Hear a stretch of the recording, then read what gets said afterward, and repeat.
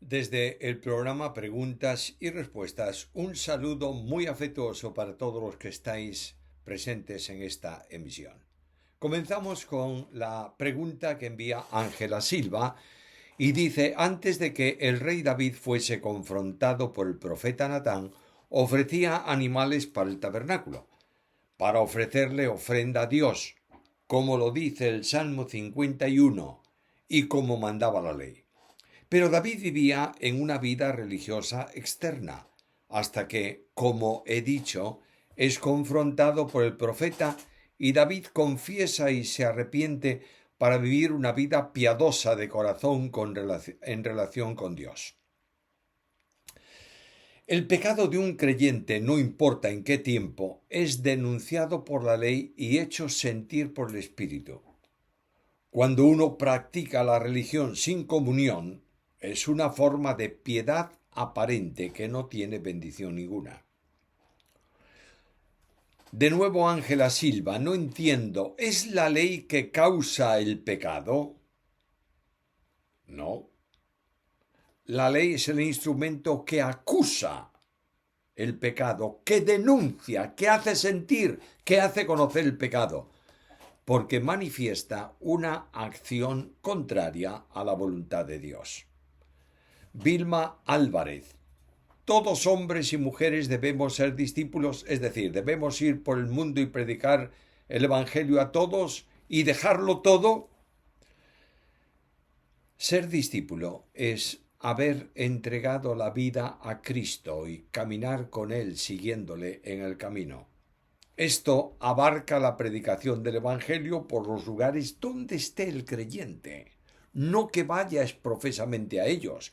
Otra cosa distinta es cuando Dios llama a una persona para que dedique su vida a pleno tiempo y que lleve a cabo alguna misión que el Señor le asigne.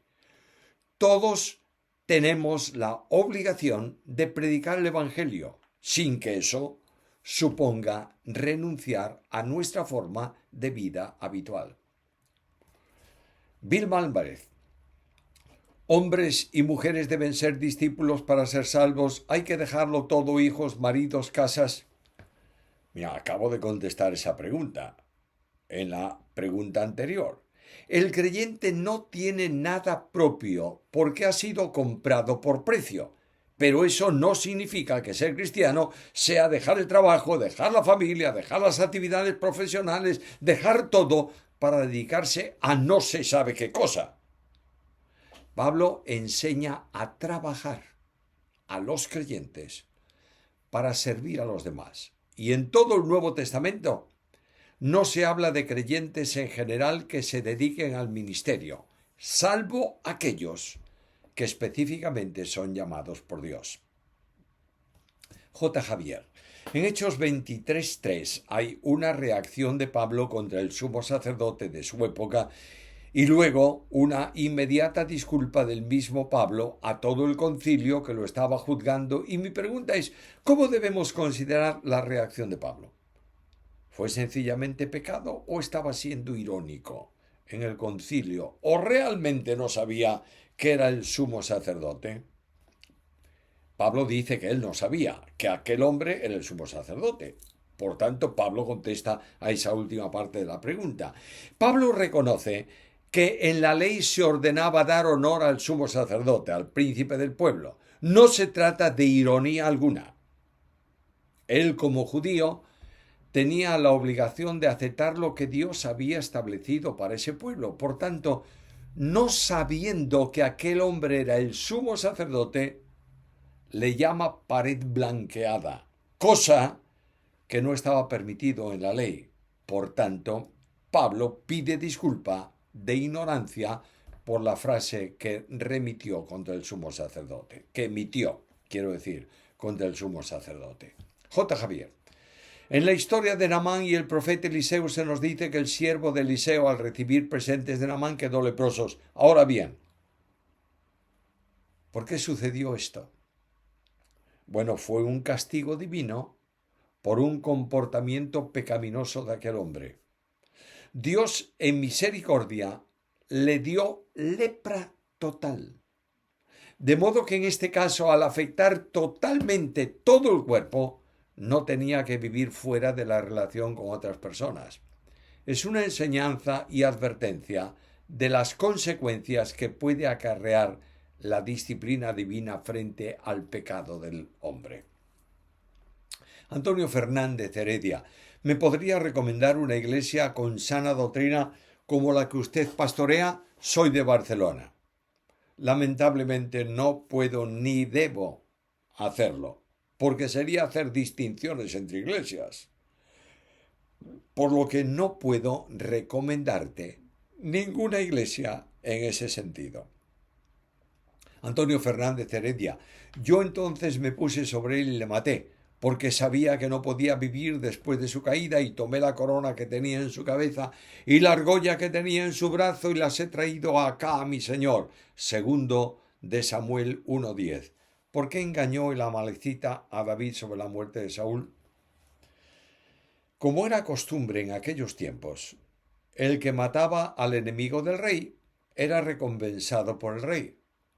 Pero no lo fue en este caso, porque David reconocía a Saúl como el ungido de Dios. José Mendivil. Si solo Dios recibe adoración, ¿por qué Lot se inclinó ante los ángeles que llegaron a Sodoma? Génesis 19:1. Primero, ¿sabía Lot quiénes eran? Segundo, la expresión se inclinó hacia el suelo no significa adorar, sino el saludo de cortesía propio de aquel tiempo. Elena Muñoz, cuando Jesús sanó a los 10 leprosos en Lucas dice, aparte de preguntar el Señor al que fue sanado dónde estaban los otros 9, le dijo que su fe le había sanado. A los otros 9 también los sanó su fe. Mi conclusión es que hay gente con fe no agradecida a Dios como estos que no volvieron. Naturalmente, todos ellos tenían clara conciencia de que Jesús podía sanarlos. Ese es el sentido de fe en ese texto. Solo uno volvió para expresar gratitud. Los otros corrieron a cumplimentar las demandas legales. Luego, con el gozo de la sanidad, debieron correr tal vez a sus asuntos, pero uno solo vino agradecido. Lamentablemente, esto es muy común con cada uno de nosotros. Elena Muñoz, ¿qué quiere decir que Dios no nos ha dado espíritu de cobardía, sino de poder, amor y dominio propio? ¿Por qué y para qué o en qué?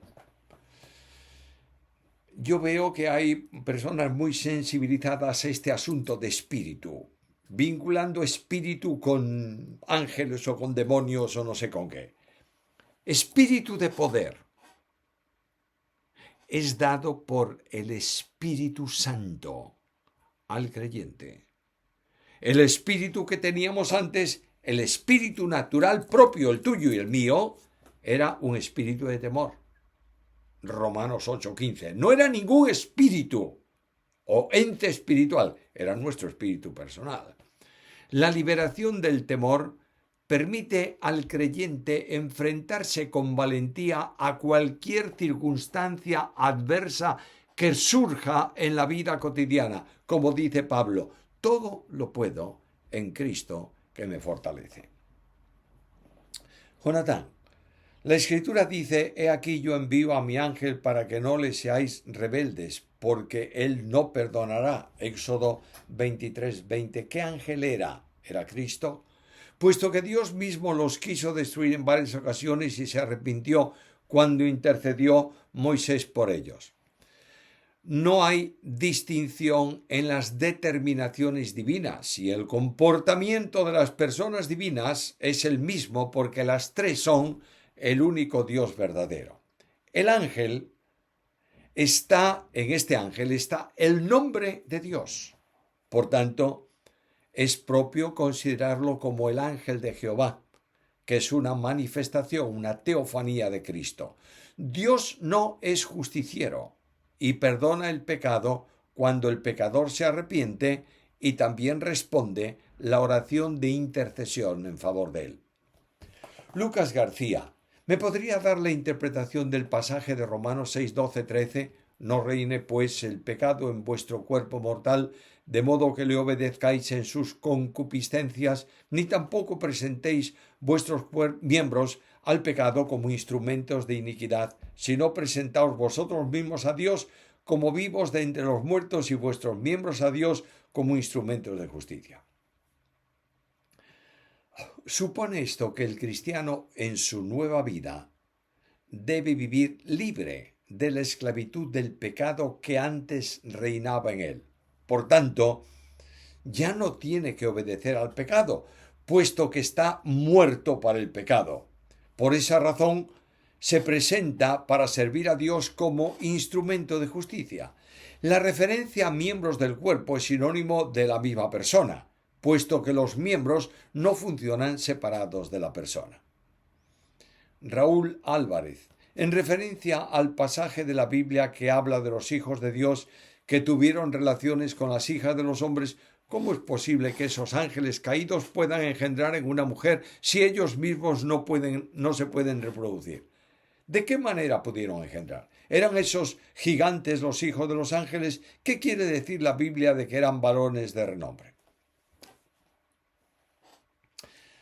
Los ángeles entre sí no se reproducen, son seres asexuados. Pero al materializarse podían hacer las funciones propias de un hombre. Recordemos que dos ángeles que se aparecieron junto con el Señor a Abraham en Manre eran a los ojos de aquel hombre, de Abraham, unos hombres, y esos ángeles comieron como si fueran hombres.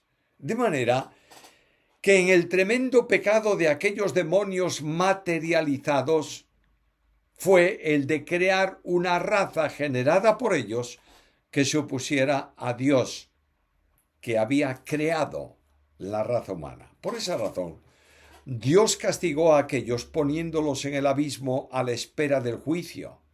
Y ahora ningún demonio puede materializarse. Los gigantes no eran hijos de esos ángeles, sino que era una raza alta que había en el mundo, tanto antes como después de la relación de los ángeles con las mujeres. Estos nacidos eran hombres de renombre, es decir, con unas capacidades elevadas en relación con el resto de los hombres. Josué Abraham Rodríguez: por cuanto usted es gran conocedor de libros de contenido cristiano, le pido el favor de indicarme dónde puedo conseguir el libro impreso titulado El cristianismo evangélico a través de los siglos, del pastor cristiano Samuel Vila. ¿Qué quiso enseñar el apóstol Pedro cuando escribió que el evangelio había sido predicado también a los muertos? Primera de Pedro 4:6. Para conseguir un ejemplar de ese libro, que está agotado, si es posible conseguirlo, ponte en contacto con la editorial CLIE a través de su página web. Lo que dice esa segunda pregunta, lo que dice el evangelio fue predicado a Noé, es que Noé predicó el evangelio como pregonero de justicia a las gentes antes del diluvio. Y fueron incrédulos, por tanto ahora están esperando el juicio y están muertos, antes en sus pecados y definitivamente en sus pecados y en su muerte segunda. Esto no permite enseñar que Jesús entre su muerte y resurrección fue a algún lugar a predicar el evangelio a los muertos, porque entre otras cosas no hay una segunda oportunidad para el que muere sin salvación. Manuel, ¿Cristo tenía sangre de María? Por supuesto. ¿De quién si no podía ser la sangre humana de Jesús? El hecho de que tenga sangre de María no supone ninguna transferencia del pecado que en María como mujer había, porque quien santifica la humanidad de Jesús es la persona del Verbo en quien subsiste. Óscar Gavarri, ¿qué opina de un creyente que se cambie de congregación por no tener que encontrarse con otro creyente con el que no se habla y los ministerios lo permitan y eso durante largo tiempo? No puedo opinar de lo que no conozco. Tendrán que ser los líderes de la Iglesia quienes tengan que resolver ese problema. Silvia Marroquín, en la respuesta que hoy dio en relación a que los demonios no se materializan entonces, ¿qué pasa con las personas que aparecen con manifestaciones demoníacas? Una cosa es que un demonio pueda materializarse y presentarse como un hombre. Otra cosa distinta es que pueda posesionarse de un hombre. Eso no significa materialización, sino posesión. La materialización de los demonios ha sido prohibida por Dios. La posesión es una lamentable realidad en el tiempo. Marlene Muñoz, ¿qué se le puede decir a una persona cuando en un mar de llanto dice que Dios se olvidó de ella y de la familia, que Dios no la quiere y que a una hermana tampoco, que la tiene con muchos problemas, que si Dios la quisiera no estaría tan mal? Hoy blasfemó fuerte contra Dios. Yo lo que hice fue orar al Padre Nuestro mientras ella lloraba y renegaba de Dios. Es mi campo de trabajo y llegué mal a mi casa sin ganas de volver. Eso fue muy fuerte para mí. Discuten todo el tiempo, casi a diario.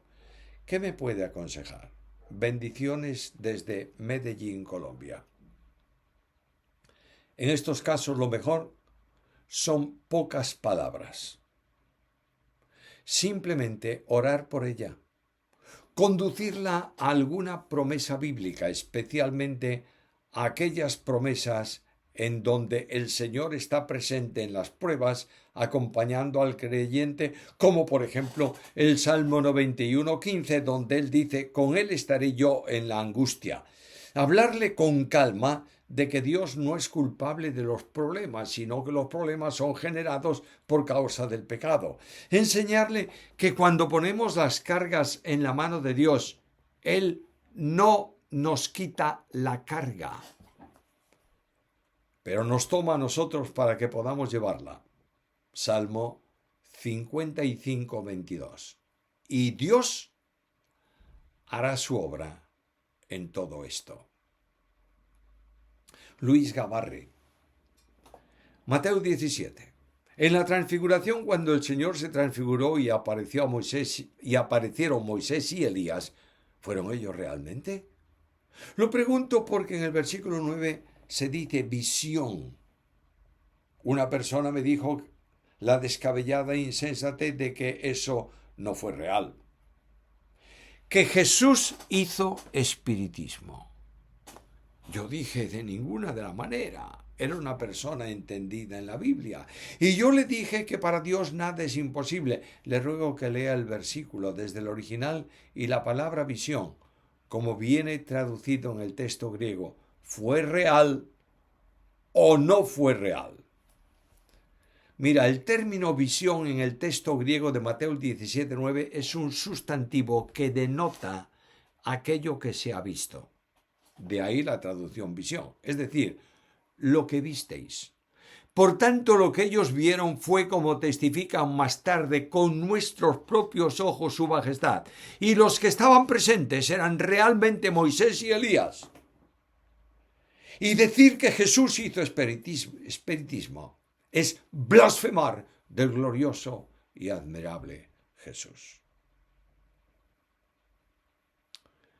Si Apocalipsis 7, 13, 15 habla bien claro que habrá salvos en la gran tribulación, ¿cómo dicen que la iglesia será arrebatada antes y no pasarán por la gran tribulación? ¿Cómo pueden ser lavados por la sangre del Cordero? Yo creo que la iglesia pasará por la gran tribulación, pero quiero saber si estoy equivocado. Amigo mío, ¿qué tiene que ver la iglesia con la salvación de los hombres? Los hombres se salvan por gracia mediante la fe, oyendo el mensaje de salvación y creyéndolo. Este mensaje de salvación en el tiempo de la tribulación será predicado por 144.000 escogidos por Dios para ellos. Y el hecho de que la Iglesia no esté en el mundo no significa que la sangre de Cristo no borre todo pecado. Y que la ropa de estos han sido, dice la Biblia, blanqueada en la sangre del Cordero.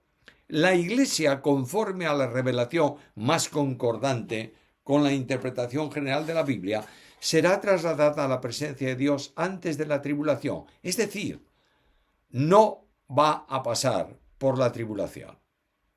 Ángel Fernández Vidal, si Marcos 16-17 es para los apóstoles y no para nosotros, se puede decir que 2 versículos antes, el 15, id y predicad el Evangelio, era también para ellos y no para nosotros. No podemos empeñarnos en hacer que la Biblia diga lo que nos interesa. ¿Por qué supones que el texto del versículo 17 era solo para los apóstoles? Porque Esteban, en el caso de Esteban, se produjo y no era apóstol. Hechos 6:6. Y en el caso de Felipe, el evangelista, era apóstol y también se produjo. Hechos 8:7. Dios hace milagros y señales cuando Él lo determina por medio de creyentes.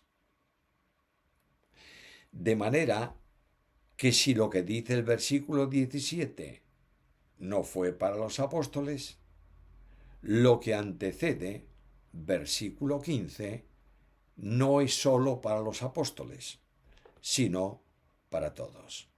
Con esto hemos llegado al término de este programa y esperamos que haya sido de bendición para vosotros. Os invitamos a un nuevo encuentro en el próximo programa.